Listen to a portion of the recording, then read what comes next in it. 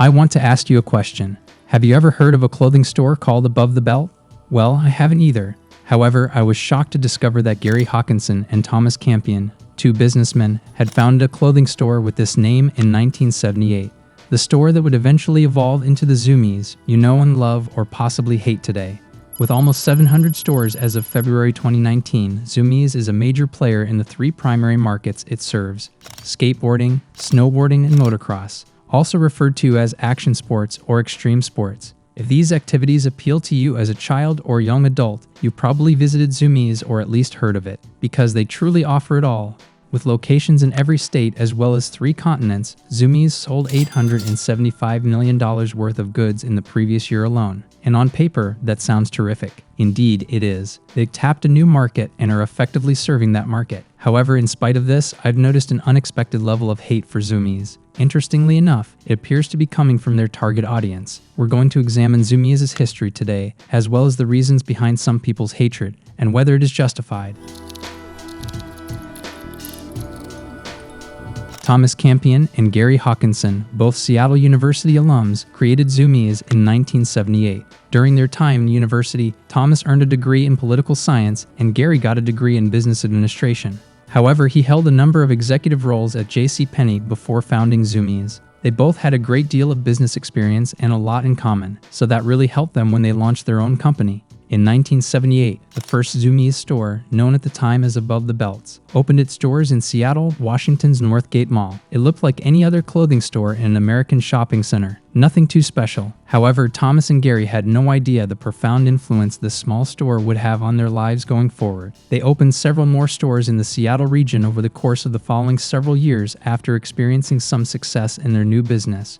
Originally, Zumiez was only a young men's and women's clothing store. If you needed a shirt or pants, you could go there and have your needs met. But at the same time, there was no focus. They weren't targeting any particular style of clothing or lifestyle. They just sold stuff, and it was working for them. However, in 1988, founder Thomas Campion sensed a business opportunity in the world of extreme sports, and he couldn't have been more right. There was no better moment for them to start serving the extreme sports industry, because it almost seems hard to believe, but there was a point in time when skateboarding and the whole world of extreme sports weren't popular or mainstream at all. And when Thomas and Gary founded the sport, it was just about to take off and become incredibly popular among young people. They quickly realized that the clothing associated with these activities had a rather distinctive look. A large portion of the clothing associated to these lifestyles had a somewhat edgy aspect to it, even though many of these trends were still evolving at the time. They noted this and started to see that an increasing number of their clientele was gradually looking for that particular kind of clothing. This gave them the idea to start making the adjustments that would turn Zumiez into the store you see today. They totally changed their focus and started serving the extreme sports industry exclusively, giving their brand a new look and feel. The new changes served them well, in fact very well, and by 1990, they were effectively operating 8 locations in the Seattle region. However, just 3 years later, in 1993, co-founder Gary Hawkinson sold his ownership stake to Richard Brooks, a businessman who went on to become the company's new chief financial officer. Following this move in 1994, they formally changed their name from Above the Belt to Zumiez Incorporated and began using the name for their latest stores and slowly changed the names of the existing stores.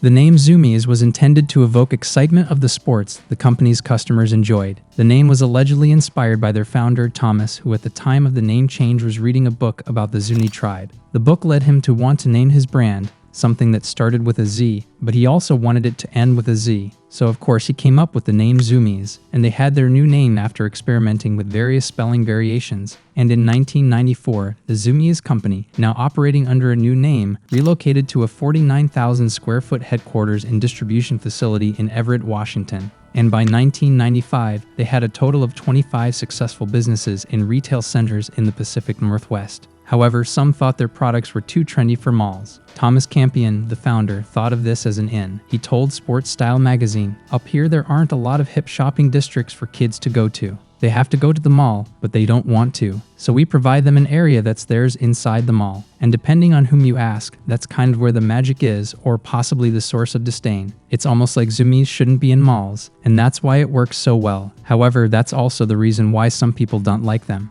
But we'll delve into that more here in just a minute. In 1999, Zumiez had 50 physical locations across 9 states in addition to a recently launched website with over 400 products available for purchase. And by the early 2000s, Zumiez was truly coming into its own. They were really honing in the look of their store and their target audience. Their stores were designed to resemble a disorganized adolescent's room with an industrial touch. They had cement floors that appear fit for skating, various industrial fixtures for the clothes and products to be displayed on, loud music playing frequently, and most importantly, staff members who looked the part.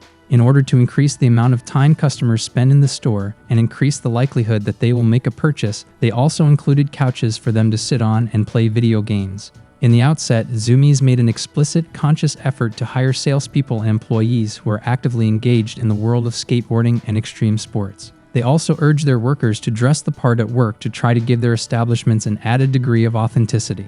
Throughout the early 2000s, Zumiez kept growing and spreading, and they started using unconventional marketing strategies like the Zumiez Couch Tours, which feature both skate performances and musical performers. In an effort to reach new clients, they also sponsored a team of 15 snowboarders who competed across the country, held autograph sessions and board movie screenings. 2002 brought along big changes, as a private equity firm under the name Brentwood Associates purchased 41% of Zumiez for $25.3 million. Zumiez also made the decision to go public in 2005, becoming one of the few skate-related publicly traded companies, in an effort to raise additional capital for their ambitious expansion plans. They began looking at a very long-term goal of 800 stores, with 20% annual growth predicted for the foreseeable future. So they opened up their company to the public in May 2005 at $18 a share, which surged by $7 at the end of the first day and doubled by the end of the year. By 2006, they raised over $29 million for the firm and over $28 million for their shareholders. And in 2021, Zumiez's net worth is valued at $1.3 billion, making them the largest chain of skate shops in the world. So there's no doubt that they're successful at what they do and have been doing it well for years now. But where does the hate come in? It almost defies logic, given all we've discussed today, that Zumiez would face any hate, but you would be shocked. Out of the three main areas they cater to, skateboarding, snowboarding, and motocross, they appear to get the most criticism from the skateboarding community. But why? It all comes down to one simple rationale that can be broken down into smaller sections to get the whole picture. The primary reason Zumiez is despised by skateboarders is that they are not a traditional skate shop. So this means Zumiez doesn't help out the skateboarding world at all, which may sound a little strange given they are technically a skate shop, so you'd think they'd be helping out the skateboard world a little. But most local shops, while they do have to make money to stay alive, don't operate for the sole purpose of making money like Zumiez. A local skate shop's biggest concern is often pushing the local skate scene forward and getting more people into skating. Zumiez exists to make money while local skate shops exist to help the skating world grow and thrive. But that's not to say what Zumiez is doing is wrong. It just goes against many principles of skate culture. And due to the fact that Zumiez is so large, they receive better deals on products than local skate shops because they're able to buy in bulk. But local shops aren't able to do this and either have to stop ordering or go out of business, which really upsets skaters and skate shop owners because in their eyes, Zumiez wouldn't even be able to exist and thrive if it weren't for the culture they and other local skate shops helped build. To skaters, having a chain skate shop in your local strip mall just feels fake and contrived. In their eyes, it's just like a Walmart for skateboards. To them, it's just essentially a big corporation that cares more about its profits than what it's profiting from. It runs counter to the very purpose of skateboarding. It may seem trivial to mention, but it has also been said that the majority of Zumiez employees do not even skate. But I can understand why that could annoy those who are serious about skating. Because everyone who works at a local core skate shop is a skater. It's their life, and the advice and direction they give you is legitimate. However, when you go into Zumiez, the salesperson helping you pick out skate stuff and recommending skate products likely doesn't skate. So the advice and recommendations they give you will be a lot less valuable than if you went to a local skate shop. People also bemoan the fact that Zumiez does not even carry the brands that the majority of skaters are passionate about. This is because they naturally gravitate toward the huge brands they can order in bulk from. In present days, those brands include firms like Rip and Dip and Thrasher, but at the same time, several of the brands they offer aren't even skate brands, which makes skaters not want to support them even more. And the real question at the end of the day is this hate warranted? And after attempting to see Zumiez from the eyes of a dedicated skateboarder, I have no trouble in seeing why they wouldn't care for the establishment and would opt to support a local shop instead, because it appears that the two things that skaters want more than anything are a strong sense of community and the growth of the skateboarding community. And they want things to be genuine and real, not just there to make money. But I don't think Zumiez as a firm overall deserves to be hated by the general public since they haven't actually technically done anything wrong. However, it does make sense that the skateboarding community feels like Zumiez took skateboarding and sold it out like a cheap commodity. Like Zumiez took their favorite underground hobby from them, decided to market it, make it mainstream, and squeeze every penny they could out of it, while not even supporting the core skate world itself. To a dedicated skateboarder, Zumiez is doing nothing more than selling the image of what they think skateboarding culture is to people who don't skate. And I have to ask, what do you think about all this? Do you love Zumiez? Hate Zumiez? Did your mom ever take you there to buy pants? Let me know in the comments below, and I look forward to seeing what you guys have to say. Thank you for watching and for the support, and I'll see you in the next video.